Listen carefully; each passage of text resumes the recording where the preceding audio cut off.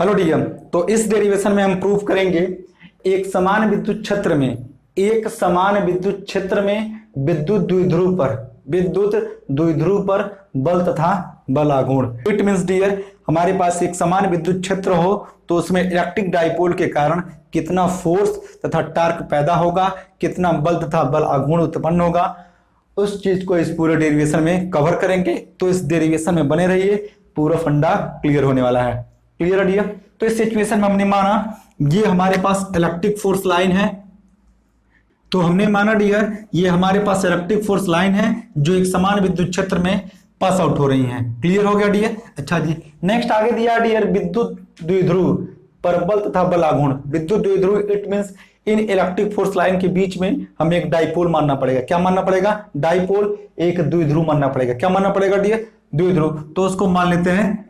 तो इस केस में हमने माना यहां पे हमारे पास एक प्लस क्यू चार्ज रखा है और यहां पर रखा है एक माइनस क्यू चार्ज। क्लियर है डियर? और दोनों के बीच का जो डिस्टेंस है डियर वो क्या लेते हैं हम लोग? 2d। क्या लेते हैं डियर? 2d। क्योंकि हम जानते हैं कि इलेक्ट्रिक डाइपोल के बीच का जो डिस्टेंस हम लोग क्या लेते हैं? 2d। क्या लेते हैं डियर? 2d। क्लियर हो गया डियर?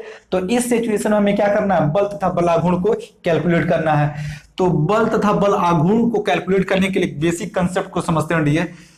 तो इस सिचुएशन में डियर प्लस क्यू आवेश के कारण जो इलेक्ट्रिक फोर्स का डायरेक्शन होगा वो होगा बाहर की ओर। कहां होगा डियर? आगे की तरफ। कहां होगा डियर? आगे की तरफ। क्यों? क्योंकि ये प्लस चार्ज है और इसका डायरेक्शन कहां है? आगे की तरफ। क्लियर हो गया? और चूंकि ये क्या माइनस चार्ज है तो इस केस में हमारे पास जो इलेक्ट्रिक फोर्स होगा डियर वो कहां होगा? पीछे की ओर। कहां होगा डियर? पीछे की ओर। क्लियर हो गया? अब यहां पर हमें क्या करना पड़ेगा? बल तथा बल आघूर्ण को डेरिवेट करना है। क्लियर है डियर? तो इसके लिए एक इंपॉर्टेंट फार्मूला आप लोग पढ़ चुके होंगे, आईएमपी फार्मूला, उसको समझाते हैं आप लोगों को। तो हमने लिखा इंपॉर्टेंट फार्मूला हमारे पास बनता है dear, intensity of electric field is equal to force per unit charge. क्या होता है dear? Unit charge. It means I repeat, intensity of electric field is equal to force per charge unit, यानी E is equal to होता है F अपन Q। Clear हो गया dear? चूंकि हमें चाहिए यहां पर बल। क्या चाहिए डियर? बल, यानी इलेक्ट्रिक फोर्स का डायरेक्शन कहां होगा? बाहर की तरफ होगा। अब ये बल इस चार्ज के कारण कितना उत्पन्न होगा उसका मान चाहिए। तो F इज इक्वल टू अगर R करके लिखेंगे डियर तो F इज इक्वल टू क्या हो जाएगा? QE। क्या होगा? QE। क्लियर हो गया डियर? अब इसी पूरे फार्मूले को आप लोगों को रीड एंड राइट करना था। क्लियर हो गया डियर? यानी F इज इक्वल टू क्या होगा? QE। F is equal to क्या होगा? QE। F is equal to क्या होगा? QE। यानी पूरे फंडे को रिपीट करते हैं dear, intensity of electric field is equal to force per charge unit. Clear हो गया? इट मींस डियर, प्रति एकांक आवेश पर जितना बल लगता है वही उसकी विद्युत क्षेत्र की तीव्रता कहलाती है। क्लियर हो गया? It means E is equal to F अपन क्या हो गया? Q, और हमें चाहिए था F इज इक्वल टू होगा QE। क्या हो गया डियर? QE। क्लियर हो गया? ये था हमारे पास फार्मूला नंबर फर्स्ट इस पूरे डेरिवेशन के लिए। क्लियर हो गया डियर? अच्छा जी, अब हमें ज्ञात करना बल आघूर्ण। क्या ज्ञात करना डियर? बल आघूर्ण। आई बात समझ में? तो बल आघूर्ण, तो one of the most important जो फार्मूला है बल आघूर्ण का डियर, उसको यहाँ पे लिख के दिखाते हैं। तो बल आघूर्ण, अब हमने लिखा है यहां से बल आघूर्ण इक्वल टू बल गुणे बलों के बीच की लंबवत दूरी। इट मींस इस दोनों के बीच का जो लंबवत डिस्टेंस होगा डियर उसको कैलकुलेट करते हैं। क्योंकि हमारे पास ये इलेक्ट्रिक डाइपोल है डियर, तो दोनों के बीच का जो हमारे पास नेट फोर्स होगा डियर वो 0 के इक्वल होगा, क्योंकि डायरेक्शन दोनों का अपोजिट हो गया। तो इस केस में हमारे पास बल आघूर्ण उत्पन्न होगा डियर। क्या होगा? बल आघूर्ण, जो इस पूरे डाइपोल को इस तरह से रोटेट कर देगा। क्या कर देगा डियर? कुछ ऐसे लुक लाइक ऐसे रोटेट करेगा। क्लियर है आप लोगों को? तो इस केस में लंबवत दूरी को ज्ञात करने के लिए डियर हम क्या करते हैं, लेट्स सपोज दैट हम क्या कर लेंगे डियर, चूंकि इलेक्ट्रिक फोर्स लाइन एक दूसरे के पैरेलल होती हैं, समांतर होती हैं डियर, तो इस केस में इस माइनस क्यू आवेश के कारण हम एक इलेक्ट्रिक फोर्स लाइन को ऐसे एज्यूम कर लेते हैं। क्लियर है? और इस प्लस क्यू आवेश के भी कारण हम क्या करते हैं, इन रेखाओं के पैरेलल एक रेखा सपोज कर लेते हैं। क्लियर है?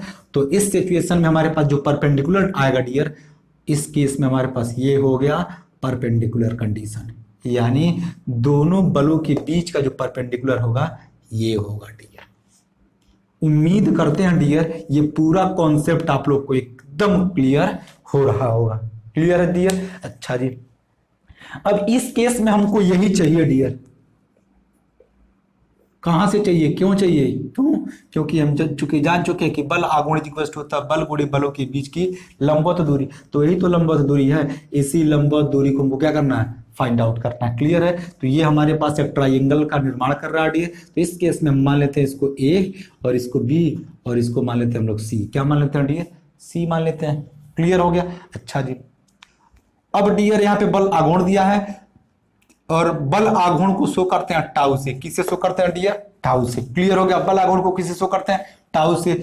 और बल को किससे शो करते हैं, से जो यहाँ पे लगाए और यहाँ पर लगा। Clear dear. और बलों के बीच की लंबवत दूरी, और ये बलों के बीच का हमको लंबवत डिस्टेंस चाहिए। क्लियर है। अच्छा जी, पुनः एक और बेसिक कंसेप्ट आ गया डियर। क्या आ गया, बेसिक कॉन्सेप्ट। बेसिक कंसेप्ट क्या है उसको समझाते हैं। अकॉर्डिंग टू ट्रिग्नोमेट्री, ट्रिग्नोमेट्री के अकॉर्डिंग डियर, चूंकि हमारे पास ये क्या परपेंडिकुलर हो गया, तो इस केस में क्या हो गया, हमारे पास आधार, ये क्या होगा लंब, और ये क्या होगा कोण। अच्छा जी, हमें मान चाहिए इसका, चूंकि ये राइट एंगल है डियर, तो इस एंगल का नाम देते हैं हम थीटा। क्या देते हैं, थीटा। तो ये हमारे पास लंब है, ये क्या है, कोण है। चूंकि हमारे पास दो केस आ रहे हैं डियर, एक तो थीटा का मान है और इसके सामने वाली भुजा का मान चाहिए, और चूंकि कोण का मान क्या दिया, 2d। क्या दिया, 2d। ये लंब हो गया कोण, लंब बटे कोण। लगाते हैं फॉर्मूला, क्या लगाते हैं, लंब बटे कोण। लंब बटे कोण को हम लोग जानते हैं sine theta. Sine theta is equal to लंब बटे क्या होता है, कोण। Sine theta is equal to लंब बटे क्या होता है, कोण। थीटा इसके सामने का जो भुजा होगा लंब होगा, और इस ये क्या होगा, आधार, और लंब और आधार को जो मिला देगा उसे क्या बोलते हैं, कोण। तो इस केस में sine theta is equal to होगा लंब बटे कोण, और लंब का मान दिया हमने बीसी। क्या दिया डियर, बीसी। और कोण का मान क्या डियर, एबी। क्या है, एबी। वेयर हमारे पास ये हो गया साइन थीटा, और BC का मान हमें चाहिए। किसका मान चाहिए, BC का।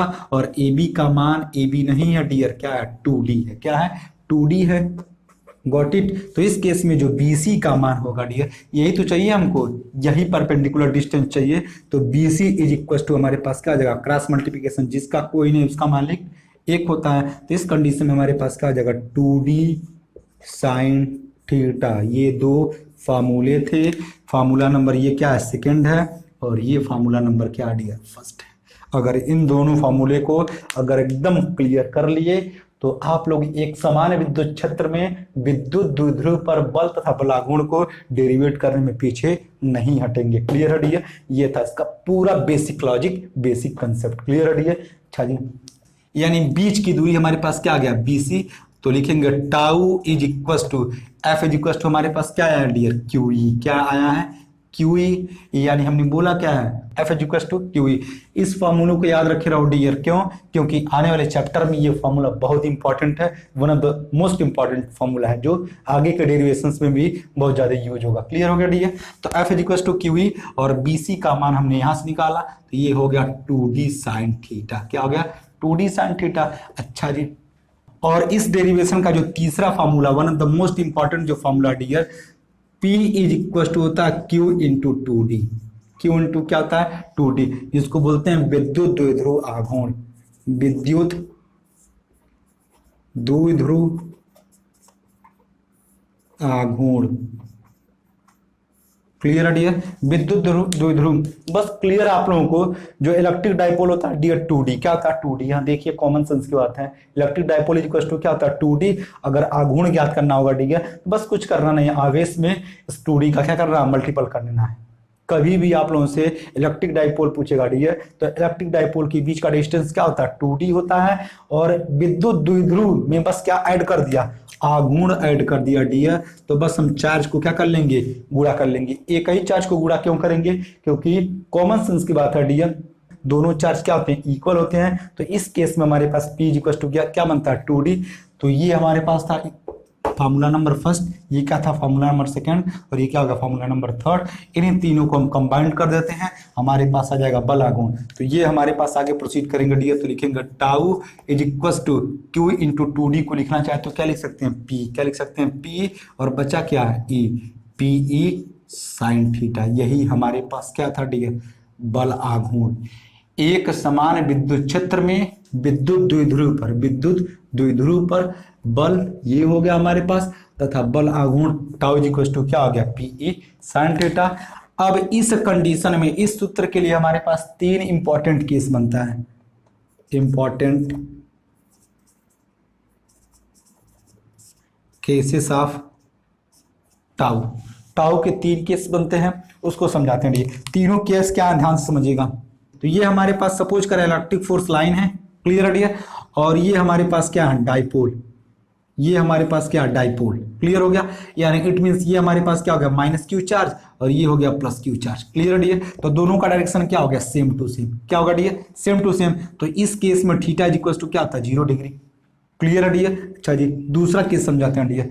यदि हमारे पास इलेक्ट्रिक फोर्स लाइन का डायरेक्शन क्या हो ऐसे हो और डाइपोल को परपेंडिकुलर रखा गया हो, कैसे रखा गया हो डियर परपेंडिकुलर, यानी it means minus Q charge और ये क्या हो गया प्लस क्यू चार्ज। तो इस केस में हमारे पास जो एंगल जनरेट होगा डियर वो क्या होगा 90 डिग्री, क्या होगा डियर 90 डिग्री। तो हमारे पास थीटा इज इक्वल टू क्या हो गया dear 90 degree. Case number second था और ये क्या केस नंबर फर्स्ट था, ओके डन। और जो तीसरा केस है डियर, इलेक्ट्रिक फोर्स लाइन का डायरेक्शन इस डायरेक्शन में है और हमारे पास डियर जो डाइपोल है डियर उसका डायरेक्शन कुछ ऐसे हो गया, यानी प्लस से माइनस, यानी माइनस से क्या हो गया प्लस हो गया, यानी एक दूसरे के अपोजिट हो जाएंगे। तो उस केस में हमारे पास जो एंगल बनेगा क्या होगा 180, क्या बनेगा 180। आई रिपीट इस फैक्ट को समझाते हैं डियर, यानी इलेक्ट्रिक फोर्स लाइन का डायरेक्शन कुछ ऐसे है और इलेक्ट्रिक डाइपोल का डायरेक्शन क्या है, यानी इट मींस इस पूरे फंडे का मतलब क्या डियर, इलेक्ट्रिक फोर्स लाइन का डायरेक्शन आगे की तरफ है और इलेक्ट्रिक डाइपोल का डायरेक्शन क्या है पीछे की ओर। इट मींस पूरे के बीच का जो एंगल होगा डियर वो क्या होगा 180। तो इस तीसरे केस में थीटा इक्वल टू क्या हो गया 180, क्या होगा डियर 180 हो गया। तो इस केस में जब लिखेंगे डियर तो यहां से हम लोग लिख सकते हैं, ठीक है, हमने बताया क्या आप लोगों को tau is equal to PE sine theta, sine theta. अब यहाँ पे पहले केस में थीटा इज इक्वल टू क्या है 0 डिग्री, तो साइन 0 का मान क्या होता है 0। तो इस केस में टाउ इक्वल टू क्या हो गया 0। It means dear electric dipole को इलेक्ट्रिक फोर्स लाइन के ही डायरेक्शन में रखा जाएगा। तो जो हमारे पास आघूर्ण पैदा होगा, बल आघूर्ण पैदा होगा डियर, उस केस में बल आघूर्ण का मान क्या होगा 0, क्या होगा 0 होगा। अच्छा जी अब केस नंबर सेकंड को देखते हैं डियर। तो according to this formula tau equal to हमारे पास क्या बना है पीई साइन थीटा, क्या बना डियर पीई साइन थीटा। अब हमने क्या बोला इलेक्ट्रिक फोर्स लाइन का डायरेक्शन कुछ ऐसे है और डाइपोल कुछ ऐसे रखा गया परपेंडिकुलर। तो इस केस में हमारे पास थीटा का मान क्या है 90 अंश आया। तो हमारे पास टाउ इक्वल टू साइन 90 का मान क्या होता है 1 होता है। तो इस केस में हमारे पास जो टाउ का मान बनेगा डियर वो क्या होगा पीई। यही सबसे इंपॉर्टेंट फैक्ट है इस पूरे डेरिवेशन का डियर। यदि इलेक्ट्रिक फोर्स लाइन के सापेक्ष डाइपोल को परपेंडिकुलर रखा गया है तो टाउ का जो मान होता है डियर वो मैक्सिमम होता है, क्या होता है मैक्सिमम होता है, क्लियर हो गया डियर। और सिमिलरली जो तीसरा जो इसका लास्ट पॉइंट है डियर, तो आगे हम लिखेंगे डियर यहाँ पे टाउ इज इक्वल टू हमारे पास बन जाएगा पीई साइन थीटा। और चूंकि तीसरा जो केस बना हमारे पास दोनों का डायरेक्शन यानी इलेक्ट्रिक फोर्स लाइन का और डाइपोल का डायरेक्शन अपोजिट हो जाए तो उस केस में थीटा इक्वल टू क्या हो गया 180 हो गया और साइन 180 का मान क्या होता है 0 होता है। इस कंडीशन में भी टाउ का जो मान होता है डियर वो क्या होगा 0 के इक्वल होगा, क्लियर हो गया। इस तीनों फैक्ट से क्या सीखने को मिला उस पूरे कंसेप्ट को मैं समझाता हूं डियर। हमने सिद्ध करा कि बल आघूर्ण tau equal to PE sine theta, क्या हो गया पीई साइन थीटा, यहां तक तो क्लियर है, ओके डन। अच्छा जी नेक्स्ट बचा है डियर कि हमारे पास इलेक्ट्रिक फोर्स लाइन और डाइपोल का डायरेक्शन क्या हो सेम टू सेम हो। तो उस केस में बल आघूर्ण का मान क्या होगा 0 होगा। यदि इलेक्ट्रिक फोर्स लाइन और डाइपोल का डायरेक्शन क्या हो अपोजिट हो, यदि इलेक्ट्रिक फोर्स लाइन और डाइपोल का डायरेक्शन क्या हो अपोजिट हो, क्या हो अपोजिट हो, तो उस केस में भी जो बल आघूर्ण का मान होता है तो उस केस में भी बल आघूर्ण का जो मान होता है डियर वो क्या होता है 0। जबकि इलेक्ट्रिक फोर्स लाइन के सापेक्ष डाइपोल को परपेंडिकुलर रखा गया हो तो उस केस में जो बल आघूर्ण का मान होता है डियर वो सबसे मैक्सिमम होता है, अधिकतम होता है। उम्मीद करते हैं ये पूरा डेरिवेशन आप लोगों को ढंग से समझ में आ गया होगा।